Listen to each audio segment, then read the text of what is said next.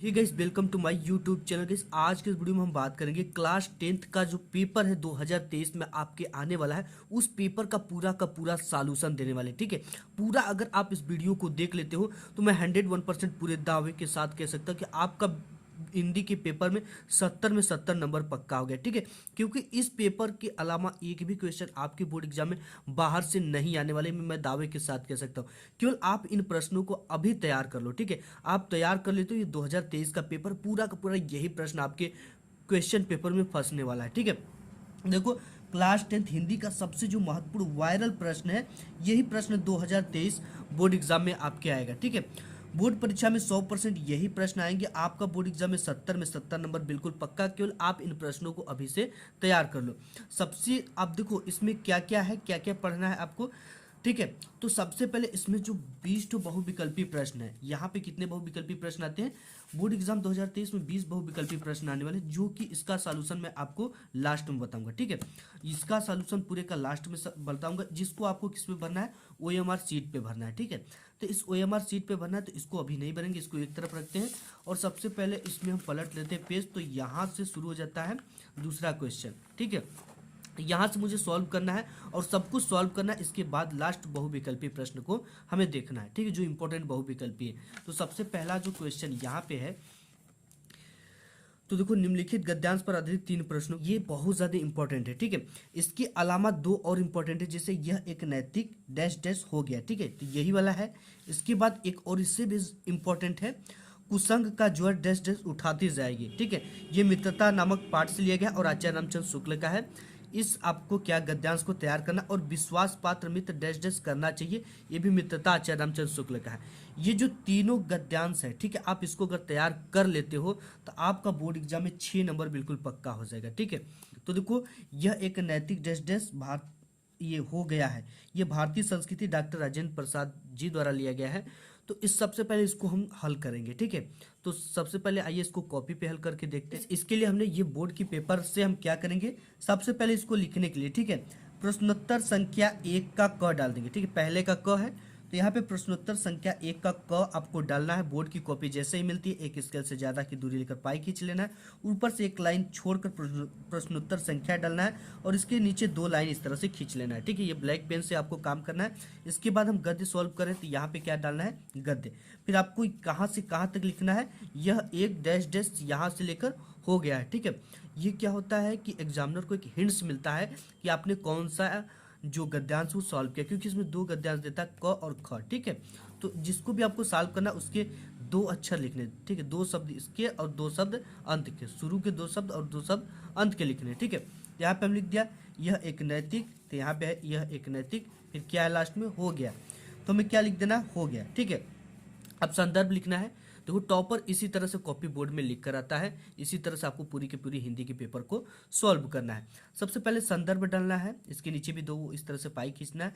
प्रस्तुत गद्यांश हमारी पाठ्य पुस्तक हिंदी को ब्लैक पेन से लिखने के बाद इन्वर्टेड कॉमा कर देना है।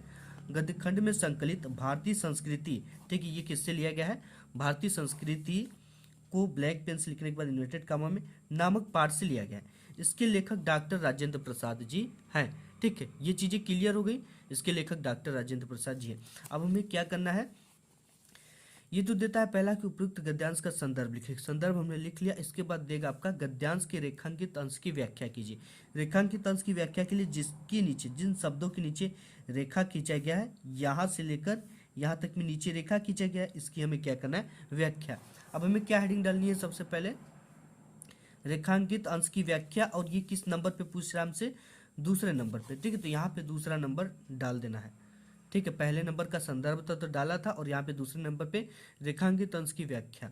तो सबसे पहले इसमें जो भी है आपको, जैसे यहाँ पे देख सकते, हमने ऐसे ही मूर्त रूप को अपने बीच चलते फिरते हंसते रोते भी देखा है। इसी का अपने शब्दों में लिखने होता, अपने से बनाकर थोड़ा मोड़ा आप लिख सकते हो। तो जैसे यहाँ आपकी शुरुआती लाइन, ये प्रस्तुत पंक्ति में लेखक कहते हैं कि रहना चाहिए। ठीक है, सभी रेखांकित अंश की व्याख्या करते समय। इसके बाद आपको डालना है, भारतीय संस्कृति के माध्यम से ही भारत को उसकी अमरता का पाठ पुनः पढ़ाया गया है। इन्हीं के मूर्त रूप से परतंत्रता के परिणाम स्वरूप निराशा से मुरझाए हुए मन में आशा रूपी ऊर्जा का संचार किया है। हमारी सुख चूंकि हड्डियों को अमृत तत्व की स्मृति दिलाकर उसे नई मज्जा प्रदान की गई है। ठीक है, इस तरह से आपको व्याख्या लिखना है। व्याख्या की बात देता है लेखक ने गद्यांश में क्या संदेश देना चाहा। अभी एक प्रश्न आता है, तो अब प्रश्न को कैसे सॉल्व करना है। इसमें देखिए जो लेखक है ना, ये क्या संदेश देना चाहता है। तो इसमें देखो लेखक ये संदेश देना चाहता है कि हमें भारतीय संस्कृति में विद्यमान स्रोतों से प्रेरणा लेकर जीवन को सफल बनाना चाहिए। ठीक है, इसके बाद नेक्स्ट चीजें देख लेते हैं। इसके बाद आपको क्या करना है, सबसे महत्वपूर्ण पद्यांश। ठीक है, आपको कौन कौन से पद्यांश तैयार करना है, ये काफी इंपॉर्टेंट है, वेरी वेरी इंपॉर्टेंट पद्यांश है। आपको इन सभी को तैयार कर लेना। ठीक है, तो सबसे पहला है चरण कमल डैश डैश तिही पाई वाला आपको तैयार करना है। इसके बाद है ये पद सूरदास जी द्वारा लिया गया है, चैप्टर से है। फिर रानी मैं जानी डैश डैश दियो है धनुष भंग वन पद पर तुलसीदास जी द्वारा लिया गया है। इसके बाद बढ़त बढ़त डैश डैश कुम्हिलाई भक्ति नीति बिहारी लाल का ये तैयार करना है। और अभिगत गति डैश डैश पद गावे, पद है सूरदास जी का। इसमें आपको क्या लिखने के लिए आएगा, संदर्भ व्याख्या और एक ठो प्रश्न पूछा जाएगा इसी पद्यांश से ही रिलेटेड। ठीक है, तो इसकी हम व्याख्या सबसे पहले का देख लेते हैं। चरण कमल डैश डैश तिही पाई, इसके लिए आपको क्या करना है, सबसे पहले प्रश्नोत्तर संख्या डाल देना है। ठीक है, पद चरण कमल हिंट्स ये डाल देना है। इसके बाद संदर्भ लिखना है। संदर्भ में प्रस्तुत पद्यांश हमारी पाठ्य पुस्तक हिंदी काव्य खंड के पद नामक पाठ से लिया गया है। इस पाठ के रचयिता सूरदास जी हैं। ठीक है, इस तरह से आपने लिख दिया। अब प्रसंग भी पूछता है, तो यहाँ कभी सूरदास ईश्वरीय सत्ता को ईश्वरीय शक्ति व सर्वशक्तिमान मानते हुए उनके कमलवत चरणों की वंदना करते। अब इसकी व्याख्या कैसे करना, वो रेखांकित अंशों की व्याख्या कैसे करना। ठीक है, मैं उस भगवान की कमलवत चरणों की वंदना करता हूँ जिसकी कृपा से लंगड़ा व्यक्ति भी पहाड़ों को लांघ जाता है, अंधे को सब कुछ दिखाई देने लगता है, बहरा मनुष्य सब कुछ सुनने लगता है, गूंगा मनुष्य फिर से बोलने लगता है, और महादरिद्र व्यक्ति भी अपने सिर पर राज छत धारण कर लेता है। ऐसे सर्वशक्तिमान करुणामय भगवान के चरणों को बार बार वंदना करता हूँ। ठीक है, इसके बाद काव्य सौंदर्य आता है लिखने के लिए, भाषा साहित्यिक ब्रज रस भक्ति अलंकार रूपक। ठीक है, ये भी चीजें लिखना होता है आपको काव्य सौंदर्य में। इसके बाद नेक्स्ट क्वेश्चन देखते हैं, आपके बोर्ड एग्जाम में ये तीसरा आता है कि दिए गए संस्कृत गद्यांश में से किसी एक का संदर्भ सहित हिंदी में अनुवाद कीजिए। ठीक है, तो यहाँ पे सबसे महत्वपूर्ण जो गद्यांश है संस्कृत वाले में से किसी एक का संदर्भ सहित हिंदी में अनुवाद कीजिए। तो सबसे महत्वपूर्ण जो उसको आप देख लो। ठीक है, ऐसा नगरी डैश डैश कारिता जो कि वाराणसी नामक चैप्टर से लिया गया है। इसके बाद नेक्स्ट है कि अस्माकम संस्कृति चेती। ठीक है, जो कि भारतीय संस्कृति नामक पाठ से लिया गया है, इसको आपको तैयार कर लेना भारतीय संस्कृति से। इसके बाद जो काफी इंपॉर्टेंट हुआ एकदा बहवा दास्याम। ठीक है, ये प्रबुद्धो ग्रामीण से लिया गया है। तो सबसे पहले हम इसी का देख लेंगे, ऐसा नगरी जो कि 2023 के बोर्ड पेपर में है, इसी को हम सॉल्व करते हैं। ठीक है, तो आइए कॉपी पर चल से पहले हमें क्या डालना है, संदर्भ। ठीक है, प्रस्तुत गद्यांश हमारी पाठ्य पुस्तक के संस्कृत खंड में संकलित वाराणसी नामक पाठ से लिया गया। सिंपली आपको यही डालना होता है। ठीक है, अगर इससे रिलेटेड थोड़ा सा आपको जैसे कि संदर्भ दे रखा है, ठीक है, संदर्भ से हिंदी में अनुवाद कीजिए। इसके बारे में आप लिख सकते हो कि इस गद्यांश में वाराणसी के प्राचीन गौरव एवं महत्ता पर प्रकाश डाला गया। ये आप लिखो चाहे मत लिखो, ये थोड़ा सा लिख दोगे तो अच्छा लगेगा। इसके बाद है ऐसा नगरी, मतलब कि यह नगरी। ठीक है, यह नगरी भारतीय संस्कृति, मतलब भारतीय संस्कृति और संस्कृत भाषा का केंद्र स्थल है। यहीं से संस्कृत साहित्य और संस्कृति का प्रकाश चारों ओर फैला है। मुगल युवराज दारा सिको ने यहीं आकर भारतीय दर्शन शास्त्रों का अध्ययन किया था। वह उनके ज्ञान से इतना प्रभावित हुआ था कि उसने उपनिषदों का फारसी भाषा में अनुवाद कराया। ठीक है, ये आप देख सकते हो, इसी का अनुवाद है। मैंने यहाँ पे पढ़ा नहीं इसको। ठीक है, वीडियो काफ़ी लंबे हो सकती है, तो इसी का हमने अध्ययन यहाँ पे अनुवाद किया लिख लिया। ठीक है, आप इसका स्क्रीनशॉट भी ले सकते हो। नेक्स्ट क्वेश्चन इसमें देख लेते हैं। आपका चौथा आता है, ये भी आपके बोर्ड एग्जाम में 5 मार्क्स का आता है। ठीक है, 5 नंबर का आता है। 2 नंबर इसका क्या होता है, संदर्भ लिखने का, और 3 नंबर इसकी व्याख्या करने का। तो यहाँ पे आ गया, सर्वे भवन्तु सुखिनः सर्वे सन्तु निरामयी सर्वे भद्राणि पश्यन्तु मा कश्चित् दुर्भाग् भवेत्। ठीक है, तो यहाँ पे मैंने महत्वपूर्ण जो आपका पद्यांश वो ले रखा है, सर्वे भवन्तु डैश डैश दुर्भाग् भवेत्। ये काफी इंपॉर्टेंट है, जो कि भारतीय संस्कृति नामक चैप्टर से लिया गया है। फिर मानव हित्वा डैश डैश भवेत्, जो कि जीवन सूत्रावली से आपको तैयार करना है। अपदो दुरागमी डैश डैश पंडिता प्रबुद्धो ग्रामीण से लिया गया है। ठीक है, तो हम सबसे पहले पहला का सर्वे भवन्तु का हम क्या देख लेते हैं, संदर्भ और इसका हिंदी में अनुवाद। ठीक है, आपको क्या करना है, यहाँ पे लिख देना है ये संदर्भ। ठीक है, ये क्या लिखना है आपको यहाँ पे, संदर्भ, ये चीज़ हो गई संदर्भ। इसके बाद प्रस्तुत गद्यांश हमारी पाठ्य पुस्तक संस्कृत खंड में संकलित भारतीय संस्कृति नामक पाठ से लिया गया है। इसके बाद आपको इसकी व्याख्या करना है कि सर्वे मतलब क्या हो गया आपका, सर्वे भवंतु मतलब कि सभी, ठीक है, भवंतु मतलब सुखी रहे, ठीक है, सभी लोग, सभी मनुष्य सुखी हो, सभी मनुष्य निरोग हो या रोगों से दूर हो, सभी कल्याण देख पाए, ठीक है, सभी कल्याण देख पाए, कोई भी दुख का भागी ना हो, ठीक है। इसका सिंपल है, सर्वे भवंतु सुखिना मतलब सभी मनुष्य सुखी हो, और सर्वे संतु निरामया मतलब कि सभी मनुष्य निरामया मतलब रोग रहित हो, निरोग हो, सर्वे भद्राणी पश्यंतु माँ कश्चित दुख भाग भवेत्, और सभी लोग क्या कर पाए, सभी लोग कल्याण को देख पाए और दुख से दूर रहे, ठीक है। क्या है, सभी लोग कल्याण को देख, सर्वे भद्राणी पश्यंतु मतलब सभी, पश्यंतु मतलब देखना, भद्राणी मतलब कल्याण को सभी, सर्वे मतलब सभी, माँ कश्चित दुख भाग भवेत् कोई भी दुख का भागी ना हो, ठीक है। तो इसकी ये व्याख्या है, आप इसका चाहो तो स्क्रीनशॉट ले सकते हो कि सभी मनुष्य सुखी हो, सभी मनुष्य निरोग हो या रोगों से दूर हो, सभी कल्याण देख पाए, कोई भी दुख का भागी ना हो। नेक्स्ट देख, यहाँ पे हम जैसे ही चौथा सॉल्व कर लेते हैं, ठीक है। इसके बाद पांचवा आता है जो कि ये आपके डिस्ट्रिक्ट वाइज होता है, ठीक है। आप अपने डिस्ट्रिक्ट का नाम बता दोगे, जिले का नाम बता दोगे, हम बता देंगे कि आपके यहाँ क्या पढ़ाया जा सकता है, ठीक है, क्या पढ़ाया जाता है। तो ज्योति जवाहर मुक्ति दूत। इसके बाद नेक्स्ट यहाँ पे बहुत सारे जिला वाइज देता है कि कई जिलों में क्या क्या पढ़ना है, तो आप अपने जिले का नाम बता दोगे तो हम आपको बता दूंगे कि आपके जिले में क्या पढ़ाया। इसके बाद ये जो जिला वाइज होता है ये इंड हो जाता है, ठीक है।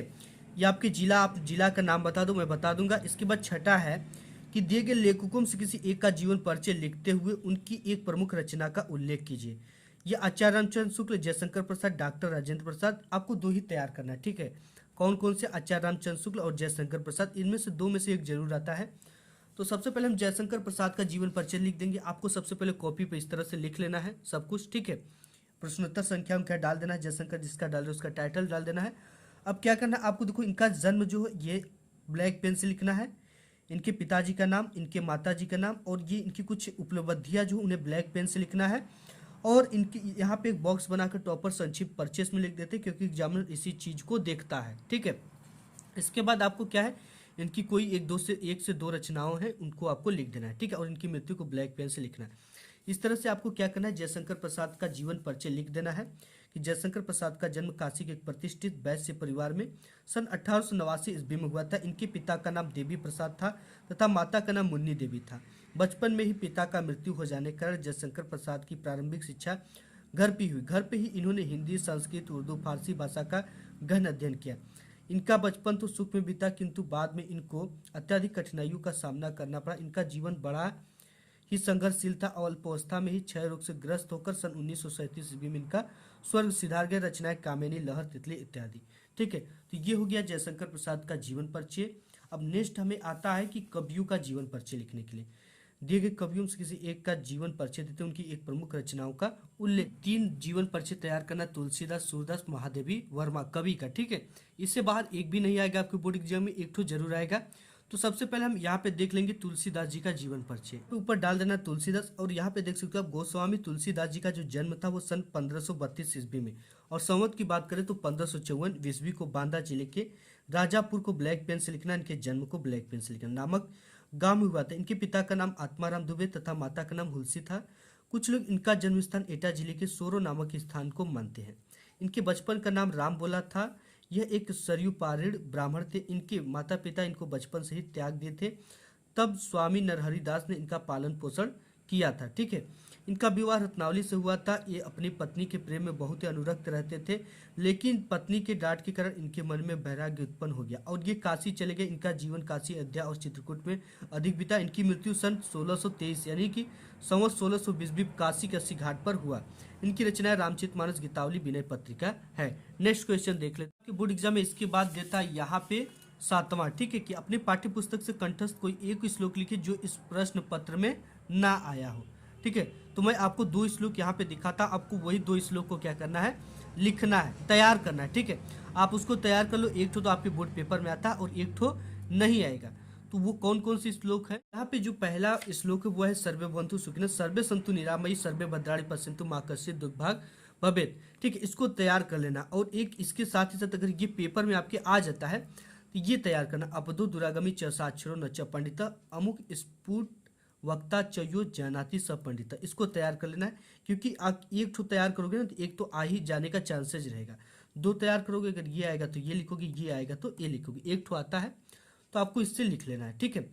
अब इसके बाद आपके बोर्ड एग्जाम में देता है वाराणसी किमर्थ प्रसिद्ध, ठीक है, यानी कि निम्नलिखित में से किन्हीं दो प्रश्नों का संस्कृत में उत्तर देना होता है। अब देखो, सबसे पहले मैं सभी आपको इसमें से 10 ठो बता दे रहा हूँ, आपको उसी को केवल पढ़ना है। आप उसको पढ़ लोगे तो 101% आपके बोर्ड एग्जाम इसमें जो है संस्कृत में लिखना है। इसका उत्तर आपको बीरह के पूज्यत, ठीक है, ये केन रहेगा, बीरह केन पूज्यत।